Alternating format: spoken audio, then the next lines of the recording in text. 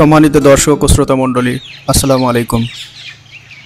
দীর্ঘ এক মাস পরে আবার আপনাদের মাঝে নতুন একটা পাখি সম্পর্কে কিছুটা তথ্য উপস্থাপন করার জন্য হাজির হলাম।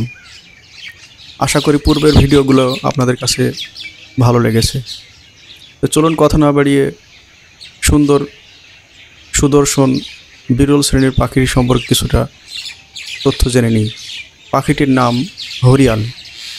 মূলত কবুতর প্রজাতির এক সুদর্শন বিরল শ্রেণীর পাখি।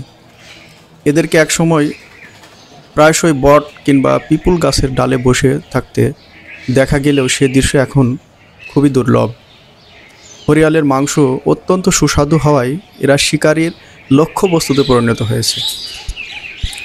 নির্বিচারে হরিয়াল শিকার করায় হারিয়ে যেতে বসেছে দুর্লভ সুদর্শন এই পাখিটি।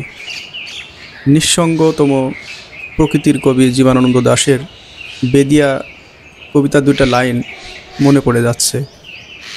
লুটায়ে রয়েছে কোথা সীমান্তে শরৎ, ওষার শ্বাস ঘুঘু হরিয়াল, ডাহুক শালিক গাংচিল বনহাস। লাইন দুটি পড়ে অনেক কাব্যপ্রেমিকের মনে প্রশ্ন জাগতে পারে হরিয়াল পাখি নিয়ে।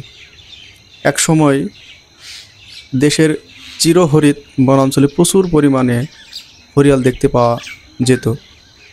কেবল বনাঞ্চল নয়, গ্রামীণ জনপদেও এদের ছিল প্রচুর আনাগোনা।